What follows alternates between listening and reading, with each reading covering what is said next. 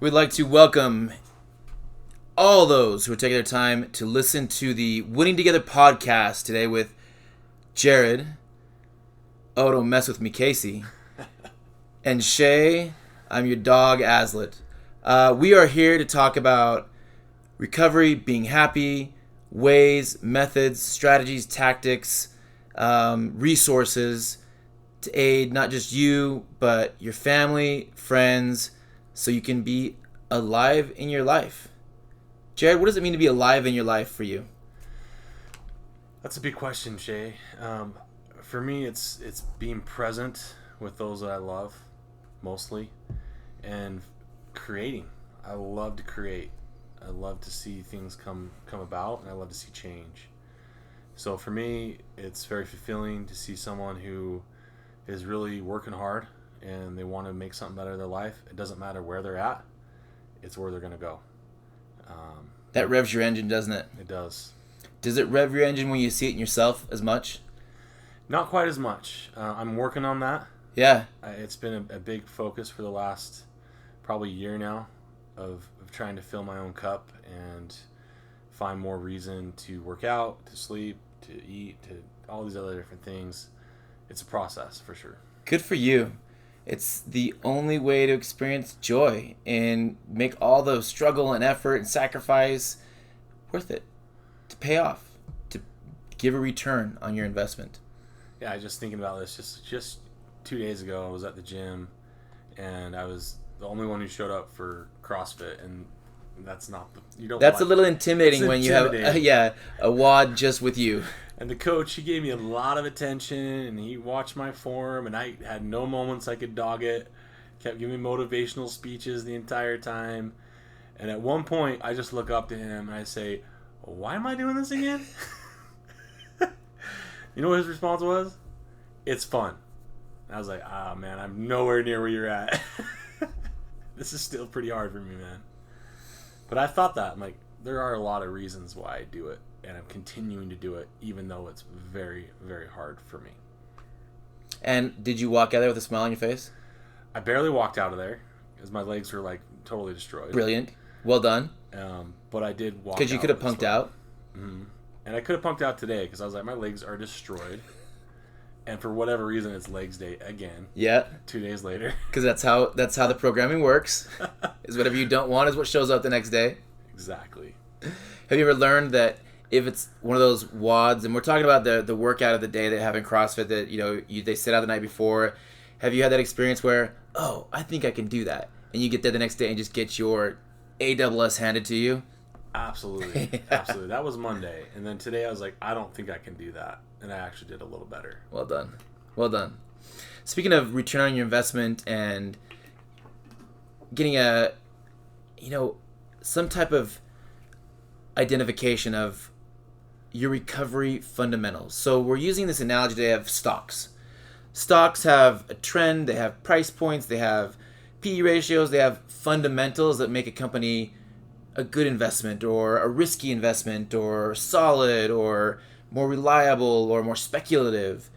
And I wanted to talk to you a little about today, when you look at a stock, if it's got a good balance sheet, it's got good assets, it's got good products, it's got good market share. There's things you can look at that say, okay, this is a good risk to reward investment for my money. That it'll potentially give me a good return for the risk I'm taking there. And you can identify what a stock chart looks like and what certain patterns are with channeling and uptrends and sideways trends and whatnot. With recovery, are there some fundamentals or some key markers you can look at to say, hey, my recovery is in an uptrend, or it's sideways right now, but the overall trend is up, or wow, it's really down, or my volatility, I'm up one here and down here, and if I get an quarterly earnings that's good, my stock tanks, or it's what are the things you look for fundamentally that are common in a healthy recovery and that's less volatility? What are some fundamentals of a good recovery? I think before answering that question, we need to address, is this for my recovery? Because this can be two ways. We can do my recovery or the recovery of a loved one. Because if we're looking at stocks, we're often looking at this family member, this friend, this person that's really important to me. Where are they in their recovery, and am I in a position where I could buy their stock and support them more, or is my buy-in actually going to enable more bad behavior? Yeah, you just throwing money after a bad investment. Absolutely. Just praying that it'll turn around and give you your money back. Not even make money, just give you your money back. And I think just to share a story of the day. Okay, that's a great question, by the way. It's a great important distinction. I hadn't thought about that. So we have a family member telling me this morning, okay, my brother, he has tried rehabs time and time again. He went to this really good rehab just recently. He was there for 3 hours, walked out, had to walk miles to get back to mom and dad's house. What's so powerful in mom and dad's house? Mom and dad, are they enabling or are they helping? And we asked this question, what are mom and dad doing? Well, they don't let him come in the house anymore, but they let him sleep in a car outside of the house. And when they go to work, they turn a blind eye to him breaking into the house, stealing their credit cards, using their bathrooms, eating all their food, leaving a mess, but he sleeps in the car at night. So is that a good stock or a bad stock? Wow, that sounds like somebody who's really emotionally tied up in their trade.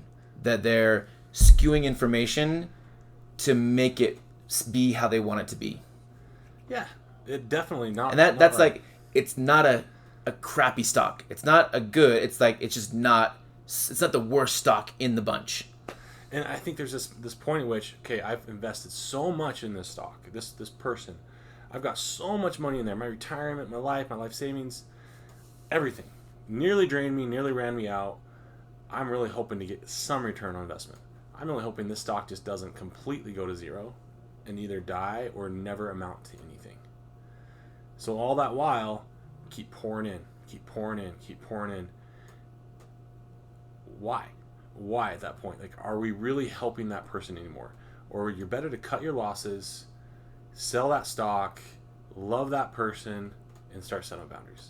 And there's a maturity here and a distinction that it feels cold to equate kind of an experience like that to wins, like there's a loser or a winner, or that it's it's resources or there's a point.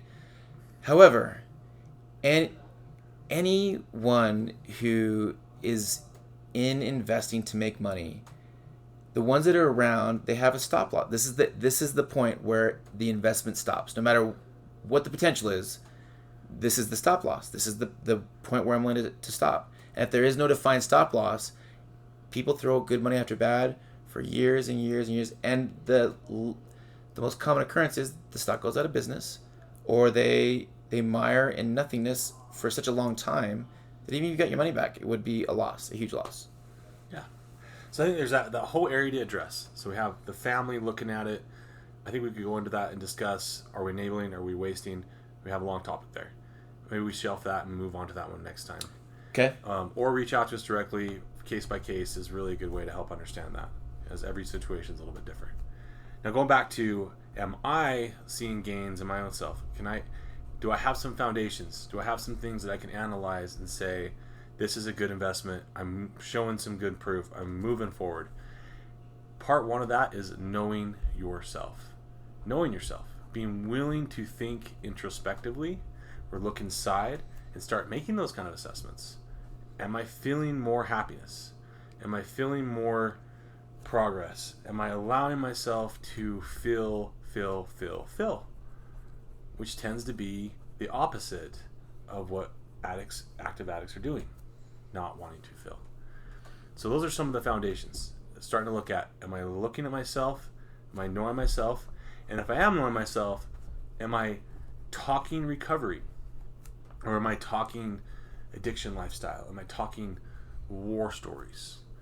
My history, my past, my drug successes, my good times, my selling of the drugs, my salivation, the things that make my mouth water and think about all that good time or whatever the hell it was that we thought it was.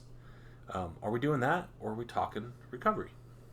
You know, good analogy there, it's a classic one, is you're being Blockbuster or are you Netflix? Are you talking about the future that's bigger, that you're growing into and want to participate in, or are you saying we're Blockbuster? I'm this. I don't need to change my like the market is not changing. We are who we are. We're so big. No one can come. And they got destroyed. And that's a really important thing because when you're talking about your past, if you don't learn or heal from it, you repeat it. And if that's that not good, that you're needing significant help, then to repeat it would be a tragedy.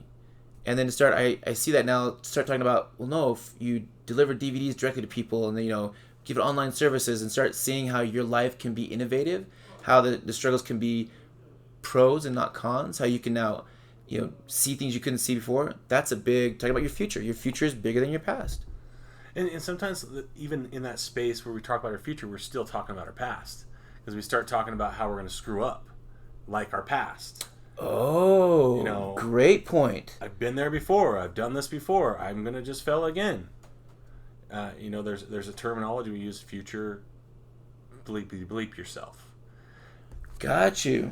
So you have to be cautious there. When we are talking about our future, we're talking about, all right, how can I do different? How can I improve? What's a role model? Who's someone who's doing it right? I look around at a 12-step meeting. I see someone who's got a few years sobriety. What are they doing? Or I meet someone who just seems like they're doing pretty good. Not on Facebook, because that's all fake shit. But I meet someone in real life that is doing pretty good. What are they doing? And maybe I learn a little bit from them and start modeling and picking up some of the attributes that they carry and doing something different. An important distinction there too is when you are the person that asks for advice but then just ignores it versus the person who asks for advice and then applies it. That would be a hallmark of fundamentals, right? A good fundamental. That's probably the most foundational fundamental you can take, is be proactive. One piece we look at is life is either happening to you or you're happening to life. Now, if life is happening to you, you're still a victim. You're still in that old way of thinking. If you're happening to life, you're succeeding through trial. You're now making progress. You're making things. You're getting real, actual proof of your gains. Now you know your stock is actually trending up. You're doing, not just talking about it. We're actually doing. Sure, and what that would look like in a quarterly earnings for a stock is where they start blaming the market and they start telling about the tax laws changed or something versus the company says it's our fault, we missed the mark, we're responsible for this product that didn't work, etc. And that the shift is I'm responsible for my life in its entirety exactly as because of my choices. And a piece that gets kind of muddled there is that people will get in the space in which they are willing to accept a payoff. So I will put up with this much garbage in my life because there's a payoff. And that payoff might be that I get to be distracted from my problems. But I also get a girlfriend. And then I don't have to focus on my recovery. Or that payoff might be I get some more money because I work a lot. And I become a workaholic. And I don't get to spend time with my family. So there's these different payoffs that we look at. So you start looking at, is this a good stock? Is it a good culture that's going on in your life? Are you creating space for improvement? Are you creating space for letting things be a little bit hard, feeling emotions? Or are we just engaging in more distraction, which is right in that other category? When we talk about distraction, anxiety, depression, and boredom, and you think about those as choices and practices, that changes that whole scenario from my life is happening to me, I'm bored, or I'm anxious, or I'm depressed, to, wow, I'm choosing to be bored, it's a choice. Or I'm choosing to be anxious, or it's a practice, it's what's going on there. Or, man, this phone is so great because I can distract all day long and don't have to face my problems, and I still get that kind of feeling that I'm doing something. Those are big deals. Well, and there's some things there's some common themes that go on. I think it's Jordan Peterson. I might be quoting the wrong person, but he says adults never get bored. And it could be someone else. It might be someone like Brene Brown or someone awesome. But adults don't get bored. You spend your time in productive activity, purposeful activity, and you don't get bored. But if you are getting bored, that's a big sign that you're probably not engaging your day well. Your routine isn't going well. You're not getting up early enough. You're not getting some of those important things done early in your day. You're letting it sink to later in the day, or your habits are so out of whack that you just don't have the energy, and then those other things, like, they just kind of take over and run your life, and then life starts happening to you again. And we ask for companies to have transparency, and it's hard. It's hard to be transparent if you're a company that has bad earnings or is something's not going well for you. As a person, it's hard to then, because the way that you improve those fundamentals is you allow somebody else to see, hey, well, what are you doing from 6 in the morning till noon? Really? That's it? You're getting up, you're eating, and not combing your hair, not brushing your teeth? Okay. Those are, sometimes you're ashamed, or you're, whatever it is. But that transparency allowing people to see that, that daily routine is what creates your life. It really is this secret to momentum, to pulling out of a downtrend, to pulling out of from taking something in being a lapse to a relapse, to just a hiccup to a major pitfall. I think of right now, there's a client that I'm working with that her life is going really, really well. She's almost 2 months clean. Life is really good, but she's afraid to take the next step because life is going really, really well. And her stress is really low. She talks really peaceful. She talks really calm. Compared to when she came in, she was depressed and anxious and just had so much more going on. But now she just got things. It just seems like she got all figured out. So she starts to let some of her old life leak back in. Oh, I can let this thing happen again. It's okay. I got it handled. I don't need to do that right now. I'll put that off. And these different pieces of false security start to leak in, and now her foundation is starting to rock a little. And she starts to forget that why she's doing so well is in part because of all the support, those foundational pieces, those people who are there, the new friends, all that good, healthy environment. So let's let some of the old back in. No. You have to keep creating. You have to keep building that new future to make that stock trend up. I think what I love about the attitude here at the Winning Together podcast toward recovery is that it's a practice, it's a skill. And whether it's, you're getting away from addiction, or you're getting, over some mental illness or wicked depression, I've experienced that, where I've gotten to a place in life where it's really great.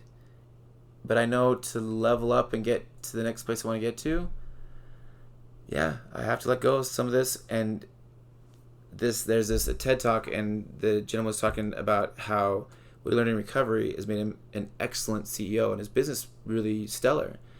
And one of the axioms he lived by was letting go of the outcome. Do hard work, be authentic, and let go of the outcome.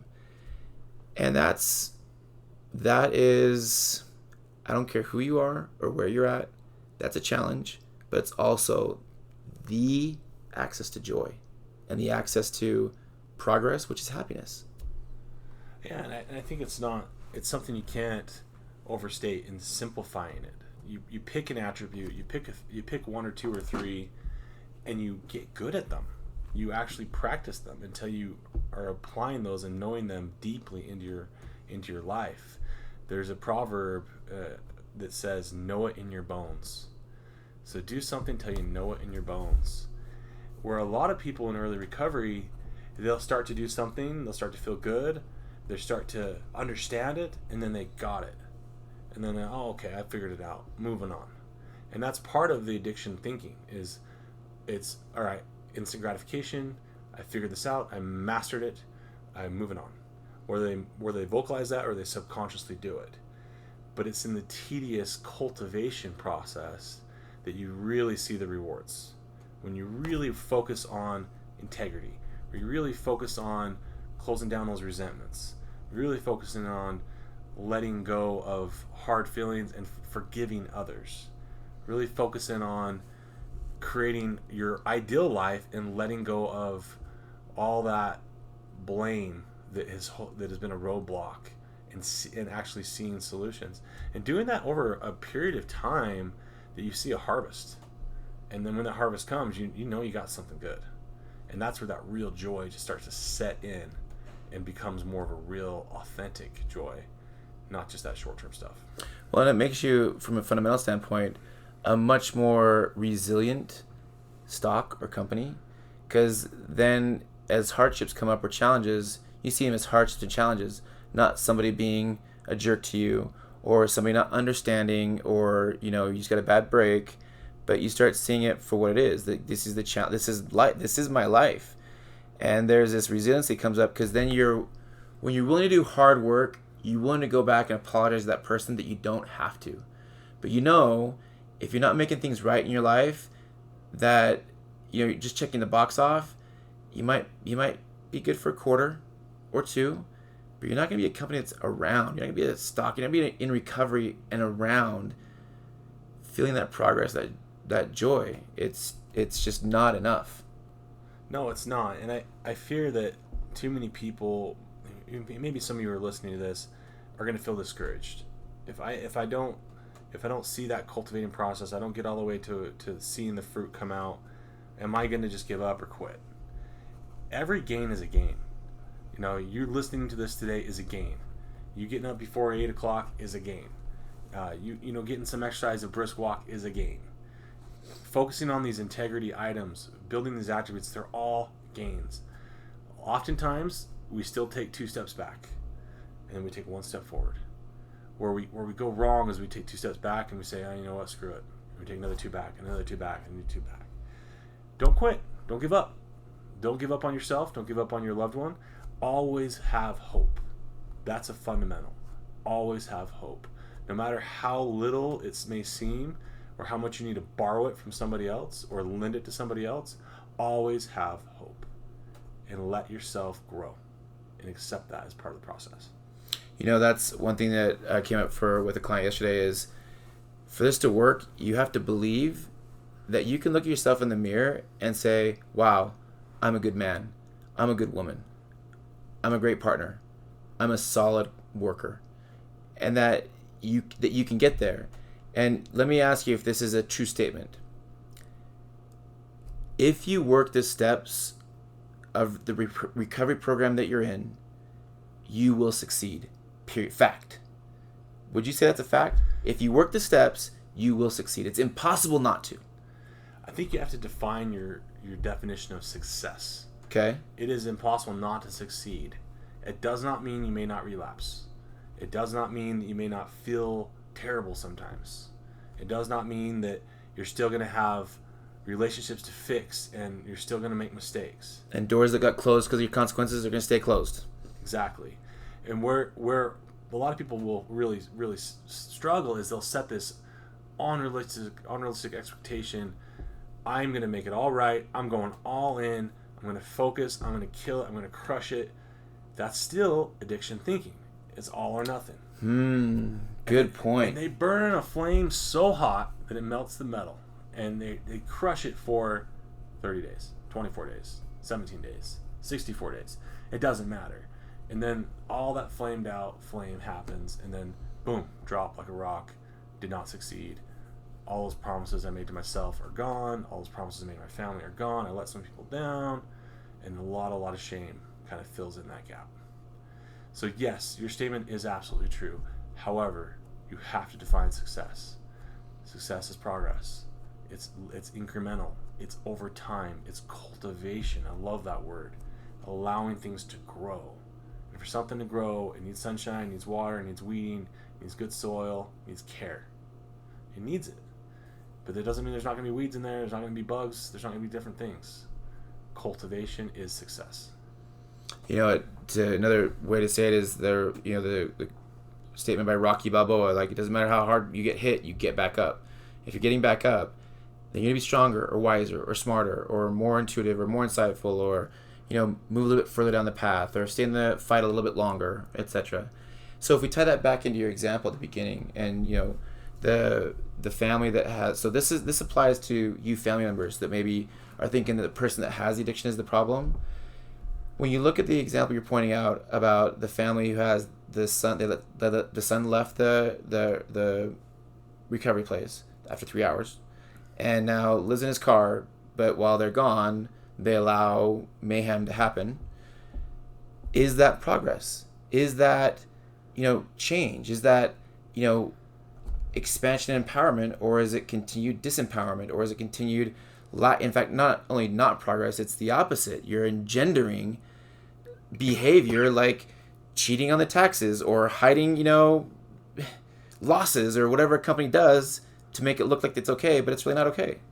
It's so sad because there's this reality of my son, my loved one. They have a lot of control in my life, and whether that's manipulation or not.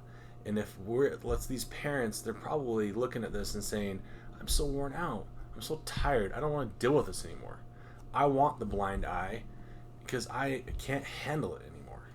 And that their own inner dialogue gets so disparaging and so negative that they just can't do it. And addiction has the power to do that. It has the power to just vampire everyone around them and suck them completely dry. So if you're that person who's been sucked completely dry, you're not alone. There's a lot of parents, family members, loved ones who are so burnt, so worn out, just exhausted. And that is a true statement. However, your role in life is not to enable someone to create abuse towards you or towards others, or to hurt and eventually die a horrible death. So you have to really ask yourself, am I doing this the right way, or am I letting their problem be my problem? Am I letting their problems be so big that I don't even have time for my wife or my family or my kids or my other kids? Because this is all we think about. It's all we talk about. Yeah, it's the obsessing. It's the talking about it. It's the, obsessing over it, recycling it, the toxicity of it, just letting it infect your whole family dynamic. And then the other kids suffer. The other family members suffer. And then all of a sudden different issues pop up. Yep. So know your role. But I like that kind of all or nothing thinking, because in that same scenario, it's all or nothing. He's all good or he's not. He's not. He's all bad. No, it's not. And one thing that I think we're learning now today is, that energy that you're talking about, that if you're that vampire, it's something you generate. It's not something you have. So the way you take the succubus off is you take it off. You allow the person to own their stuff, and you own your part, and you generate energy by being your best self, or what's best for them as a parent, or what's best for them as a friend, or being the best friend you can, which is often those hard choices of like, here's the line, here's where my investment stops, here's my stop loss. So now we're all clear. If you go past that, that's where it ends. Well, here's another scenario too. So you take this succubus off, this vampire off, and all of a sudden that vampire gets hungry, and it starts saying, I know your family secrets. I know your dirt. I know all the things you've done, mom, dad, brother, sister, wife, spouse. I know all that stuff, so you will let me get back on, and I will continue to suck, or I'll make your life even worse. What do you do there? Goes back to that statement from that gentleman on the TED Talk. You be authentic, you let go of the outcome, and you do hard things. That's a hard thing. You don't know what the outcome is going to be there. And you have hope that it'll be different. You have belief that if you do the right thing, the right things will happen. You have to. You have to. If you want to be healthy and happy. If you want to be healthy and happy. If you want to keep living this manipulative, icky, shame, soup, cheap garbage, it will always end poorly. Case in point, a former client, family was very much involved that way. We don't want him sharing our family secrets. We don't want him doing anything. If he drinks alone, nobody knows. If he's in his room, nobody knows. And they gave and conceded and enabled bad behavior for far too long. Say years and years and years. Ultimately, he died alone. All that shame is spread out for everybody to be part of. And there's a lot of blame. Well, he went to rehabs. He went here. He went there. Why didn't he ever get it? You know what? He was disabled. There's a blanket excuse. He was disabled. That's why. No, he was not. He had an addiction. He had a sickness.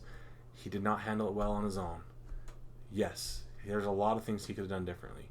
However, family, you were part of that. You enabled the disease. Was the family system set up for him to win? Or was it made up that he had to be a loser and a drunk for it to operate? You know, you start looking at what does the system allow or do? I've seen that in another close family of mine that one of this younger sons, he OD'd, and the whole family system, he didn't have a chance. It was set up that any move that was taken forward, you're not going to do it. You're not good enough. You tried this before. There's no, whatever it was, it didn't matter. Whenever the move was trying to be positive, the system would go bam, bam, bam, bam, and just attack it. So if you're and by the way, it doesn't matter how many times you go to church or how many prayers you say or how many scriptures you memorize. It doesn't change the fact that you allowed that to happen. You're responsible for your part in that. And that statement right there might get people to turn the radio off or turn this podcast off. Go for it. And if you're feeling that way, you're going to feel that way. But there's going to be a point in time somewhere in your existence that you're going to have to recognize that you have a part in the people around you in your life, whether you're aware of it or not. So it goes back to, do you know yourself? Are you trying to understand your role in this whole dynamic of life with your family, your friends, your loved ones, your strangers, anyone? It doesn't matter. Are you seeking that? And yes, to answer your question, that family, good family, lots of good people, lots of misunderstanding on how to handle this, and it was a setup for failure. Some people had an idea or plan that could be good. Others had another plan. Ultimately, the almighty dollar enabled this particular person to drink themselves to death. Unfortunately, that happens often in all across America, all across the world. Millions of lives are affected continually and consistently from these exact same kind of stories, wherever they're at. Your choices you make today, no matter how small, they impact and affect your partners, your world, your future, those around you, people you don't even know. What you choose to do right now, it matters. So I'd like to just give a plug here for our sponsor, IDM Recovery. You know, if you need help understanding yourself, seeing what you know that it's there, but you can't quite see what your contribution to the problem is or how to change, give IDM Recovery a call. They have coaches there, they have counselors, they have groups, they have therapists, they have sober homes, a lot of resources. If you want your fundamentals to improve, you want your trend to be up and stay up, if you want return on all this pain and suffering to have some type of value, big time value in your future, give them a call. What's the number they can reach them at? So we'll post a number in the feed, and I can tell you right now too, it's 1-801-407-9998, but we'll also have it in the comments. And just so you know, a really important thing for us at IDM Recovery is that we're not going to be the right fit for everybody. Absolutely not. And essentially because people are at different stages of their development, different stages of their recovery, and we work really hard to help everyone who calls or reaches out to us to find the right fit. Part of our success is that we reach out to a lot of different programs. We're aware of what's out there. We're aware of what insurances match different companies, because sometimes it is a need to match insurance with somebody just to make it affordable. We know the good programs. We go and we visit with them. We play with them. You know, we do joint activities with them. We know other great programs locally and nationwide. So wherever you're listening to, wherever you're coming from, if you just need someone to help you figure it out, I love doing that. It's one of my joys is just to help someone get in the right place, get the right fit, get moving in that right direction. So that being said, can I say I just love the attitude of yours. So view this as a resource, as somebody to talk to. If it's a fit, it's a fit. We're gonna be fine.